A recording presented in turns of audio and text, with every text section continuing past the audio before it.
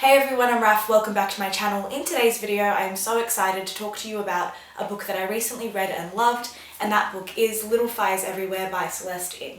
Little Fires Everywhere is a suburban mystery set in the 1990s in America's first planned neighborhood, Shaker Heights. So Shaker Heights, this setting, is basically the quintessence of what you picture a white picket fence perfect suburbia to look like. We are thrown straight into this book with the mystery of a fire set at the affluent Richardson household. We do not know who started this fire or why, so after we find out about this fire's occurrence, we start from the beginning and we work our way through to find out the series of events that lead to the cause of the fire in the first place. From the beginning we do meet the Richardson family, who is one of our main families in this novel.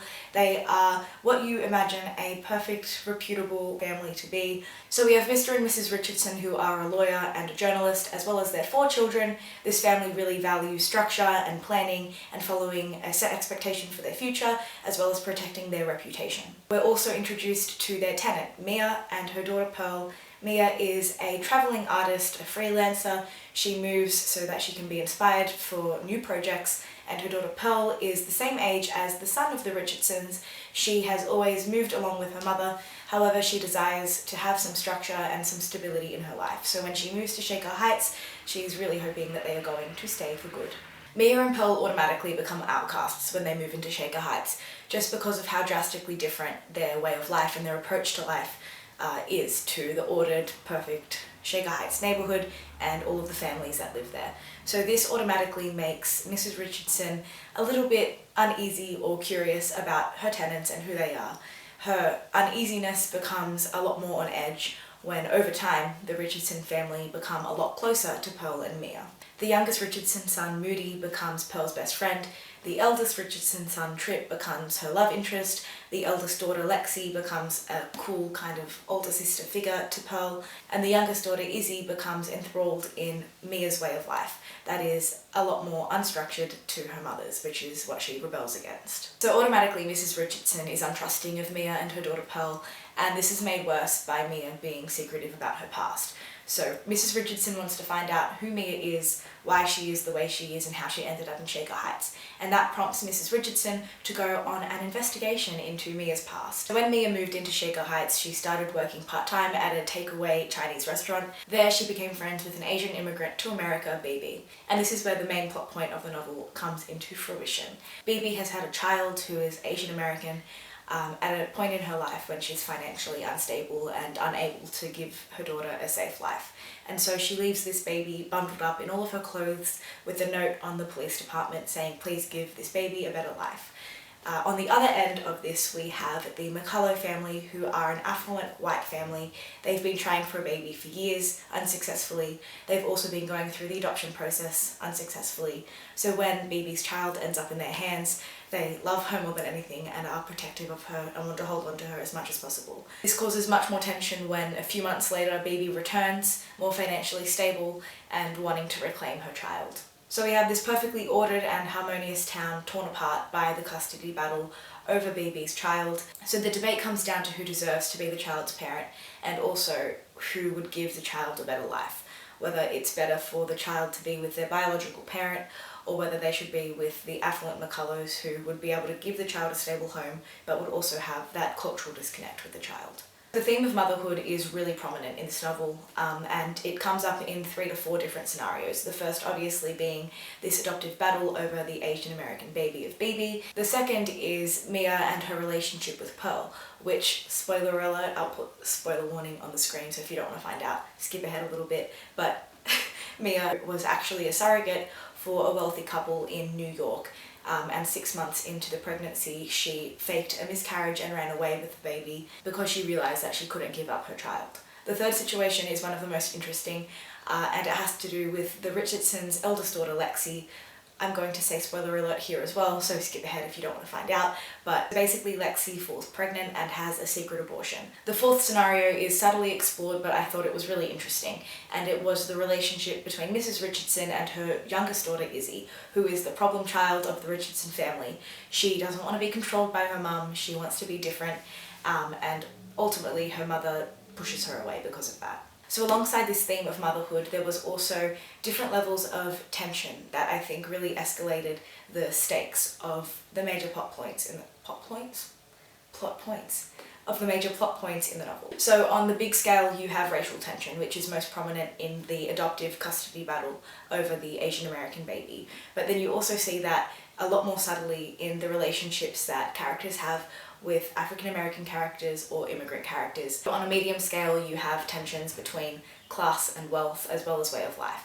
So this is obviously a really big thing between the relationship of Mrs. Richardson and Mia, but this is also something that comes up in uncovering Mia's past, which is what Mrs. Richardson does and what we find out throughout the course of the book. On a more intimate scale, you have relationship tensions and family tensions. This is both between families, but then within families as well. So what I thought was amazing was Celeste Ng's ability to weave all of these different layers through the relationship dynamics and the plot points and plot twists so seamlessly. It was not a dense book, it was not confusing, I did not feel jarred at any point.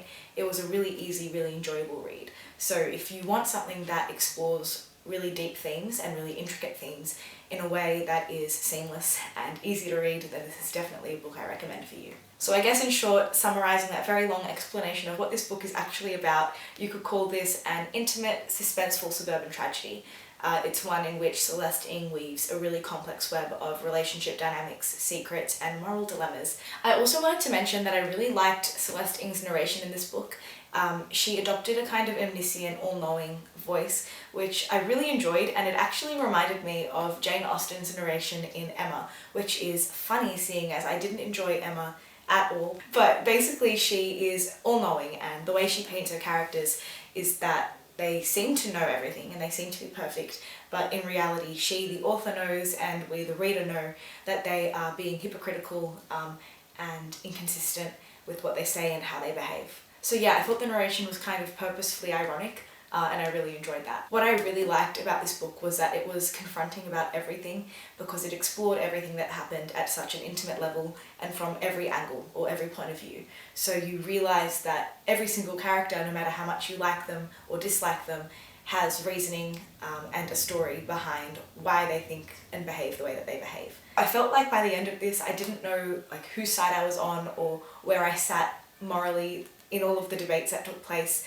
And I felt like I was being forced to empathise with every side of the story, and I loved that. That was really thought-provoking, and it really opened my eyes to how hypocritical being judgmental is. She paints characters who are so different and who are automatically going to butt heads because of their different ways of life and their different ways of thinking. And so doing that makes you see that the tension that arises between them is just because they don't understand each other. It just made me think and realise that there's so much judgment in this world, and it's only because people fail to realise that everyone else around them is just as complex as themselves. And so I really think it's actually an important read to help people realise this, to become more empathetic and more understanding, or at least to just stop before you judge and think about where another person could be coming from, what their past might have entailed, why they think and behave the way that they do. So yeah, I was not going into this book expecting to have some profound moral questions arise, but they have, and I really enjoyed that. I think it's really good for discussion. So it's a good book club book, definitely. And in the end, it's definitely a book I would recommend. So I'm not sure how clear that summary and book review is. I apologise if it made no sense. There was just a lot to talk about and I made random notes on random pieces of paper. I'm trying to piece it together. If it didn't make sense, shout at me and let me know what I got wrong down below. So now I'm going to talk about some spoilery things. So if you would like to avoid spoiling the book for yourself, you can leave now. But if you have read the book and would like to know my thoughts on some stuff that happened in the book and like to leave your own opinions down below, stay. Okay, so genuinely I don't know where I stand with the adoption case. I definitely lean more towards Baby's case, who is the biological mother, just because like she was so devastated that she didn't have rights to her child. Like it wasn't a superficial thing just giving her child away. Like she literally had no other choice. And when she was able to have her child again, like that's all she fought for. I don't know, I felt so bad for her, because could you imagine having a child, like your baby, knowing that if you don't give her up, she's most likely going to die because you can't take care of her. and like that is tearing apart your heart, but you have no other choice, and so you do it. And then you're able to take care of her, but you can't get her back. Like, I don't know, I would just be so... But then on the other side of the whole debate, I empathized so much with the McCullough family. I just can't imagine trying for a baby, having that be the only thing you want your whole life, trying for years, not being able to have one, and then going through the adoption process and also failing at that, to then have finally a child in your arms. Like, of course you're going to hold that child to you and never want to let her go. And so when the biological mother comes back, of course you're going to be like, no way, you don't have the right to this child, you gave her up in the first place. And so it's just so hard to figure out where you stand on this. I am leaning towards baby just because I don't know, again, if I was the biological mother, I would not be able to live. And also, like, the McCulloughs were, even though it wasn't their fault, just so ignorant about the whole thing. Like, they didn't want to empathise at all with Bibi or her situation, and that kind of made me, like, a little bit annoyed, just a little bit. But again, like, it was just such a hard debate, and I can understand why it was one that was difficult for the judge. Like, I couldn't imagine being a judge in that situation and having to make a conclusion on that, because wow. Wow. Okay, so another thing that I want to talk about in this book that killed me was the way Lexi used Pearl. Like, I didn't dislike Lexi at all. I think she was a really interesting character. When she first off used Pearl to write her essay for Yale, and then that was never addressed again. Like, she literally used Pearl to write her admission essay that got her into Yale, and she had no consequence for that. But then further on, when she used Pearl's name when she got an abortion, I was so angry, because that's not fair on Pearl, and Pearl didn't say anything because that killed me when she, like, put down Pearl's name. Oh my god. Like, it means she gets to evade any consequence of her actions because it wasn't her name that was tied to that action. And so it's not her reputation that's going to be ruined if it ever got out, which it does, because her mother sees Pearl's name on the abortion clinic note thingamabob. Like, and that is what, like, that whole thing of Mrs. Richardson judging Pearl because Pearl got an abortion, and that giving Mrs. Richardson the high ground to judge Pearl and Mia, killed me, because Mrs. Richardson never found out that it was her own daughter. And if it was her own daughter, no way would she have thought the things that she thought of Pearl about Lexi. And so it just, oh my god, it tore me apart, because it just shows how hypocritical being a judgmental person is. So, like, that was a huge thing in the book for me, as I've talked about before, and that instance especially is what, like, kicked me in the gut. It was really well done, Celeste, for making me this, like, passionately angry. My god, when Mrs. Richardson was just so judgmental about Pearl having an abortion, and, like, it was her daughter. Calm. It was incredible. Like, I really want to know what you guys think about this, because it was just such a thought-provoking and, like, emotionally impactful book.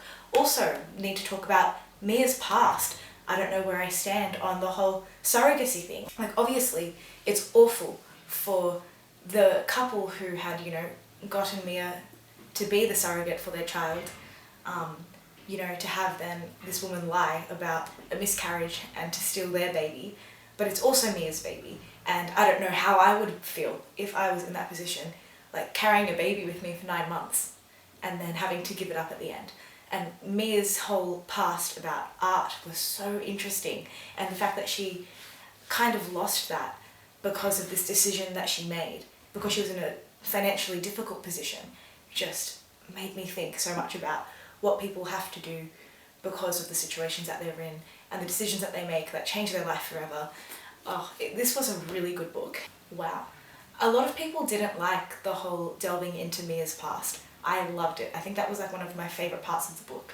Everyone says, like, that went really slowly, whatever, they didn't want to know about that. I think that gave Mia's character so much more depth. Like, she wasn't just this mysterious, like, artist who lives a nomadic life. Like, she had reason to be the way she was. What did you guys think of the TV show? I watched a few episodes and then I couldn't get through it because I hated the way they portrayed me as character. She just annoyed me so much, so I stopped watching. Oh, also, the whole kind of like love triangle between Pearl, Moody and Trip.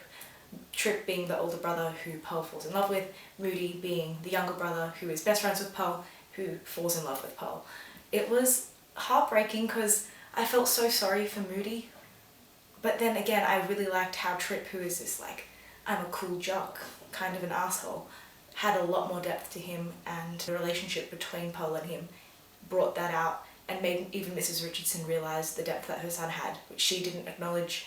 When Moody became such an asshole. When Mrs. Richardson goes to her children and tells them that, oh, Pearl had a child with Moody, and Moody's like, oh hell no, it wasn't me, it was Trip, and it wasn't Pearl at all. But like, Moody didn't defend his best friend. Yes, he was heartbroken and sad, whatever, but he was so rude, and he just turned into like, you know, epitome of, I'm a nice guy, I deserve to have the girl. Like, he turned into that guy who was nice up until he realised he wouldn't get what he wanted. That was when I was like, you know what, Moody, hell nah, gonna stop feeling sorry for you. And then also Izzy. I really liked how the book ended with Izzy's character seeking out Pearl and Mia. I think that gives a bit of a semblance of hope, but then also a message that Mrs. Richardson will have to live with the consequence of not giving her youngest daughter a chance, like for the rest of her life, which, you know, no mother wants. And so that goes back to that whole idea of, like, she made a mistake. And Mrs. Richardson has gone throughout this entire book being like, I don't make mistakes, I'm the perfect mother. But she did. And I don't know, I feel like I've just been vomiting words and feelings. This is a good book. It makes you think. I would highly, highly recommend it. And please, if you've read this, let me know down below